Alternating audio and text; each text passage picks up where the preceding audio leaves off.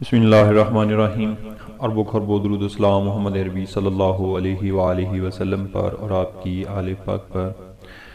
آج کا ہمارا موضوع ہے 70,000 مردے زندہ ہو گئے۔ کیسے زندہ ہو گئے 70,000 مردے؟ اس سے بیان کرنے سے پہلے جن بھائی نے ابھی تک ہمارا چینل سبسکرائب نہیں کیا وہ جلدی سے ہمارے چینل کو سبسکرائب کر لیں تاکہ ہماری نئی آنے والی ویڈیو بر وقت آپ تک پہنچ سکے۔ یہ حضرت حزقیل علیہ السلام کی قوم کا ایک بڑا ہی عبرتناک اور انتہائی نصیحت امیز واقعہ ہے جس کو خداوند قدوس نے قرآن مجید کی سورہ بقرہ میں بیان فرمایا۔ اس سے پہلے ہم بیان کریں گے حضرت حزقیل کون تھے۔ یہ حضرت موسیٰ علیہ السلام کے تیسرے خلیفہ ہیں جو منصب نبوت پر سرفراز کیے گئے۔ حضرت موسیٰ علیہ السلام کی وفات اقدس کے بعد آپ کے خلیفہ حضرت یوشع بن نون علیہ السلام ہوئے جن کو اللہ تعالیٰ نے نبوت عطا فرمائی۔ ان کے بعد حضرت کالب بن یوحنا علیہ السلام حضرت موسیٰ علیہ السلام کی خلافت سے سرفراز ہو کر مرتبہ نبوت پر فائز ہوئے۔ پھر ان کے بعد حضرت حزقیل علیہ السلام حضرت موسیٰ علیہ السلام کے جانشین اور نبی ہوئے۔ حضرت حزقیل علیہ السلام کا لقب ابن العجوز یعنی بڑھیا کے بیٹے ہے اور آپ ذوالکفل بھی کہلاتے تھے۔ ابن العجوز کہلانے کی وجہ یہ ہے کہ یہ اس وقت پیدا ہوئے جبکہ ان کی والدہ ماجدہ بہت بوڑھی ہو چکی تھیں، اور آپ کا لقب ذوالکفل اس لیے ہوا کہ آپ نے اپنی کفالت میں لے 70 انبیاء کرام کو قتل سے بچا لیا تھا جن کے قتل پر یہودی قوم آمادہ ہو گئی تھی۔ پھر یہ خود بھی خدا کے فضل و کرم سے یہودیوں کی تلوار سے بچ گئے اور برسوں زندہ رہ کر اپنی قوم کو ہدایت فرما رہے۔ اب ہم بیان کریں کہ مردوں کے زندہ ہونے کا جو واقعہ ہے اسے آپ کی گوش گزار کریں گے۔ اس کا واقعہ یہ ہے کہ بنی اسرائیل کی ایک جماعت جو حضرت حزقیل علیہ السلام کے شہر میں رہتی تھی، شہر میں طاعون کی وبا پھیل جانے سے ان لوگوں پر موت کا خوف سوار ہو گیا اور یہ لوگ موت کے ڈر سے سب کے سب شہر چھوڑ کر ایک جنگل میں بھاگ گئے اور وہیں رہنے لگے۔ تو اللہ تعالیٰ کو ان لوگوں کی یہ حرکت بہت زیادہ پسند نہ آئی، چنانچہ اللہ تعالیٰ نے ایک عذاب کے فرشتہ کو اس جنگل میں بھیج دیا جس نے ایک پہاڑ کی آڑ میں چھپ کر اور چیخ مار کر بلند آواز سے یہ کہہ دیا کہ موتو یعنی تم سب مر جاؤ، اور اس محب اور بھیانک چیخ کو سن کر بغیر کسی بیماری کے بالکل اچانک یہ سب کے سب مر گئے جن کی تعداد 70,000 تھی۔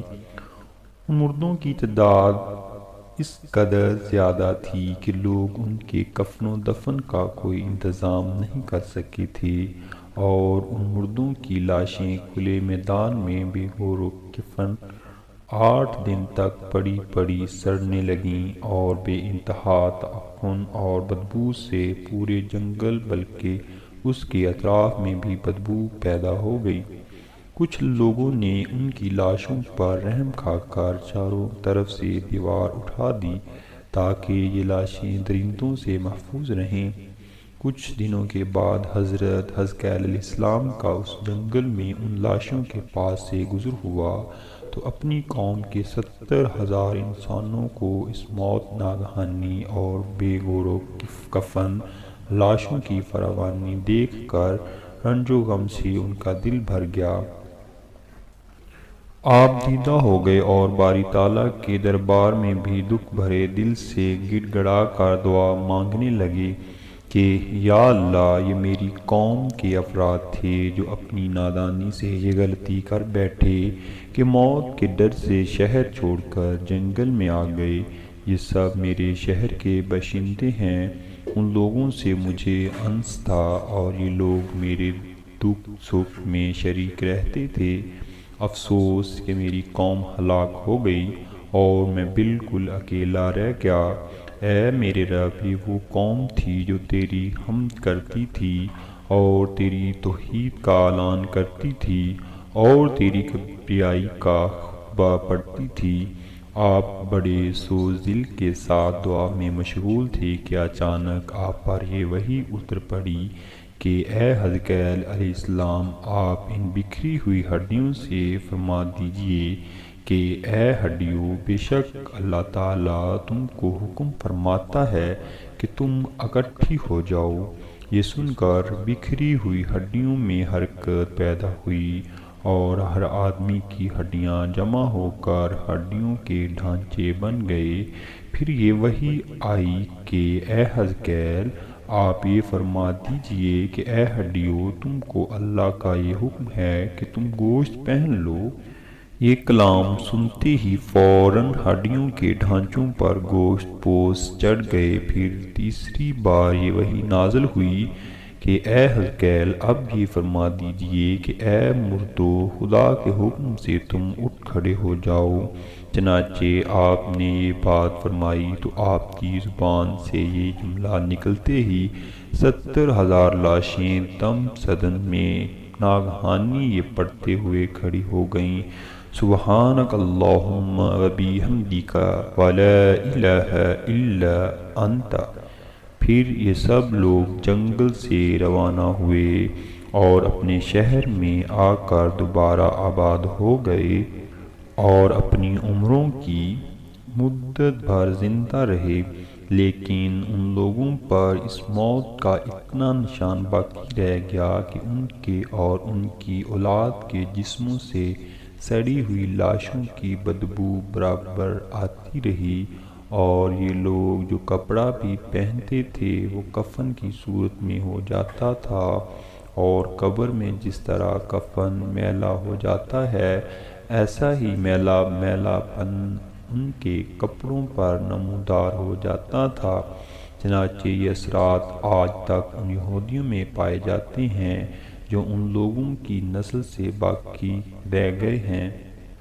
یہ عجیب و غریب واقعہ قرآن مجید کی سورہ بقرہ میں خداوند کریم نے اس طرح بیان فرمایا ہے کہ جس کا ترجمہ ہے کہ اے محبوب، کیا آپ نے ان لوگوں کو نہیں دیکھا جو اپنے گھروں سے ہزاروں کی تعداد میں موت کے ڈر سے نکل بھاگے تھے، تو اللہ تعالیٰ نے ان سے یہ فرما دیا کہ تم سب مر جاؤ۔ پھر اللہ تعالیٰ نے انہیں زندہ فرما دیا۔